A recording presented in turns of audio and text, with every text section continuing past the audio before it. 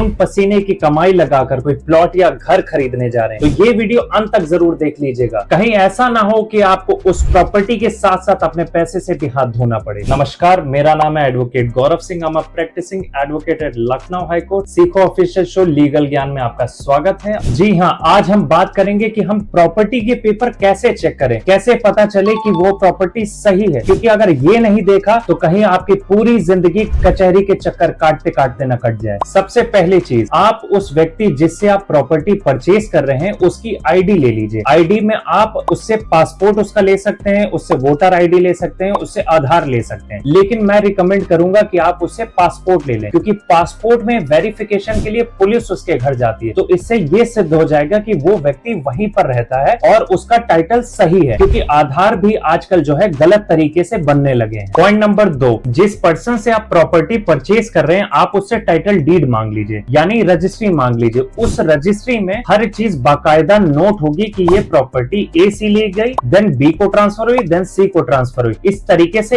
एक आप चेन भी अपने हाथ से बना लीजिएगा, किसी पेपर पे नोट डाउन कर लीजिएगा। इससे आपको हेल्प मिलेगी और आप टैली कर पाएंगे कि ये प्रॉपर्टी पर्सन टू पर्सन किस किस को ट्रांसफर हुई है। और अगर आप कोई property general power of attorney के थ्रू खरीद रहे हैं तो ध्यान दीजिएगा कि वो general power of attorney registered हो। अगर वो अनरजिस्टर्ड है तो ऐसी प्रॉपर्टी को अवॉइड करें, क्योंकि ऐसी प्रॉपर्टी रिस्की हो। पॉइंट नंबर 3, जो प्रॉपर्टी आप परचेज करने जा रहे हैं उसका म्यूटेशन रिकॉर्ड आप अपनी तहसील से निकलवा लें। म्यूटेशन को हम लोग हिंदी में कहते हैं उत्परिवर्तन रिकॉर्ड। तो आप इस रिकॉर्ड के जरिए जान जाएंगे कि नए ओनर का नाम चढ़ा है कि नहीं। अगर नए ओनर का नाम नहीं चढ़ा है, जिसने प्रॉपर्टी ली है या जिसके पास है, तो मतलब उस डॉक्यूमेंट में कुछ गलती है और वो प्रॉपर्टी किसी ना किसी तरीके से विवादित है। इससे आपके लिए आसान हो जाएगा ये पता करना कि वो प्रॉपर्टी सही है कि नहीं। पॉइंट नंबर 4, अगर आप कोई घर खरीदने जा रहे हैं तो बहुत छोटे छोटे डॉक्यूमेंट्स है जो आप उस प्रॉपर्टी के स्वामी से मांग सकते हैं, जिससे आपको पता चल जाएगा कि उनका नाम जो चढ़ा है प्रॉपर्टी पे वो सही है कि नहीं। उसमें जैसे आपका बिजली का बिल आ जाता है, हाउस टैक्स आ जाता है, वाटर टैक्स आ जाते हैं। ऐसे टैक्स और बिल से आप पता कर सकते हैं कि जो नाम उस